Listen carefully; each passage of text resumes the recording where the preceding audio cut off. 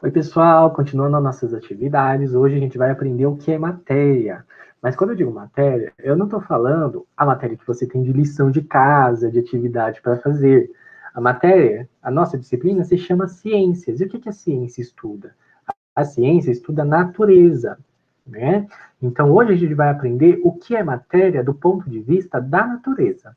Então vamos começar. O que é matéria? Hoje na aula a gente vai aprender o que é e quais as classificações da matéria. Então a definição, introduzindo, né?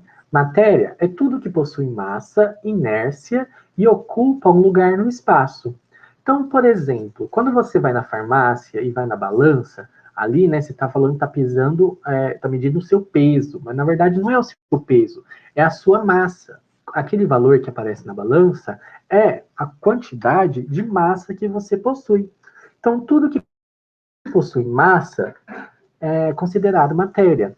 Inércia. Inércia é a habilidade de eu conseguir, por exemplo, interagir com o meu lápis. Né? Eu consigo deixar ele cair, jogar para cima, ir para um lado para o outro. Isso tudo é possibilitado por causa da inércia.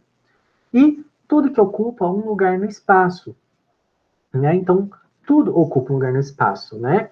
Que é matéria. Agora, o professor me pergunta, professor, existe alguma coisa que não ocupa lugar no espaço?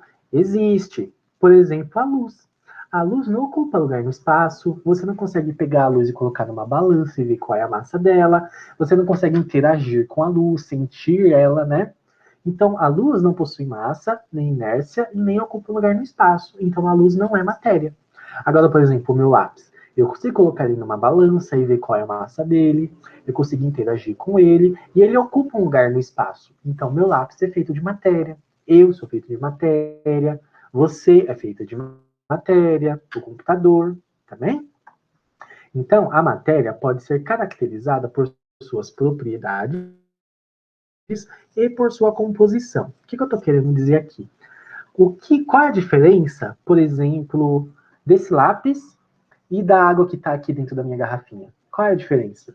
A diferença dos dois são as suas propriedades e a sua composição. Como que você sabe que a água é água? Ora, a água é transparente, não tem cor, não tem cheiro, não é inflamável, né? Então são várias propriedades e composições que definem a água, que definem o lápis, que define o café, que define eu, que define você. Tá bom? Então, matéria e substância, a partir de hoje, quando eu falar substância, eu estou falando de matéria também, tá? E quando eu falar de matéria, eu também estou falando de substância. Matéria e substância é a mesma coisa. E substância, gente, pode sofrer transformações, que a gente chama de fenômenos. Então, por exemplo, se você esquentar água numa panela, o que vai acontecer? Se você esquentar água na panela, ela vai começar a evaporar. Isso é uma transformação. Se chama um fenômeno, tá bom? Então, todo tipo de substância pode sofrer transformações. Aqui são as propriedades gerais da matéria. Então, vamos ver uma por uma. Então, massa, que eu já falei, né? Então, se eu pegar meu lápis e colocar numa balança, eu vou ver a massa dele. Extensão. Então, a extensão, por exemplo, se eu pegar minha reguinha aqui, ó, e medir, eu consigo ver qual é a extensão do meu lápis. Tá bom? Depois, compressibilidade. Por exemplo, se você pegar uma bolinha de algodão e apertar ela, você está comprimindo aquele pedaço de matéria, tá? Esse é um efeito de compressibilidade. A elasticidade é a habilidade, por exemplo, de eu esticar esse elástico aqui, ó. Se eu estico ele, aí eu solto, se ele voltar à sua forma inicial, ele é elástico. Então, a elasticidade é a habilidade da matéria voltar ao seu tamanho inicial. Isso se chama elasticidade. Então, tudo que consegue fazer isso é um elástico. Impenetrabilidade é, por exemplo, eu tenho meu lápis e minha lapiseira. Os dois não conseguem ocupar o mesmo lugar no espaço. Eu não consigo apertar até os dois virar um só.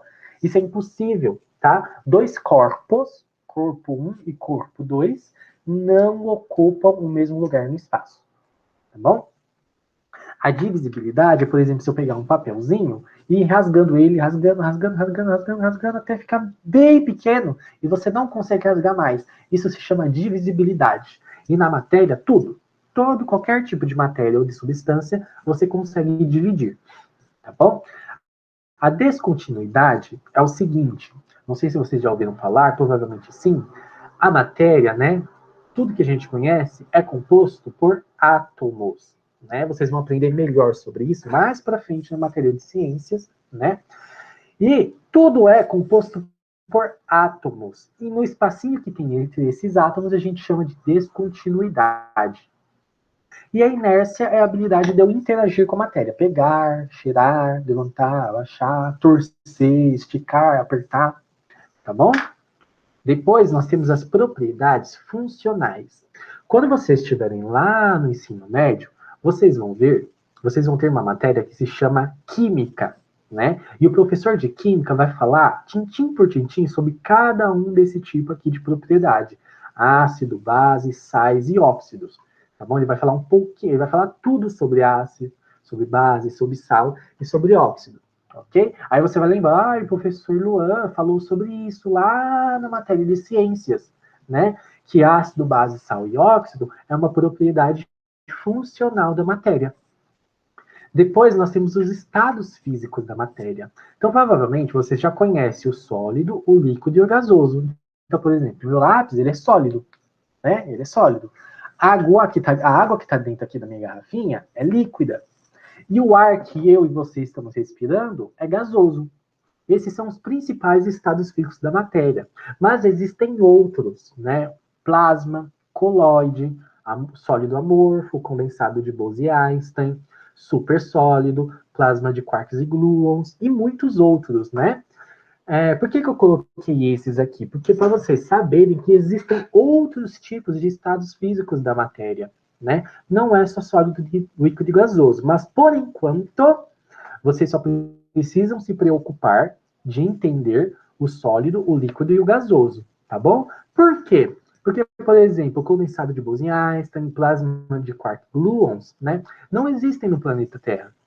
É um estado físico que não existe aqui no planeta Terra. Esse tipo de estado físico existe apenas, por exemplo, no núcleo de estrelas, no núcleo do Sol, né? Porque lá é muito quente, tem muita pressão, então lá forma um novo estado físico da matéria. Tá bom? Muito bem, agora eu vou deixar algumas atividades para vocês fazerem, que são bem facinhas, mas se vocês tiverem dúvida, deixe nos comentários ou me mandem mensagem, tá bom, gente? Tchau, tchau.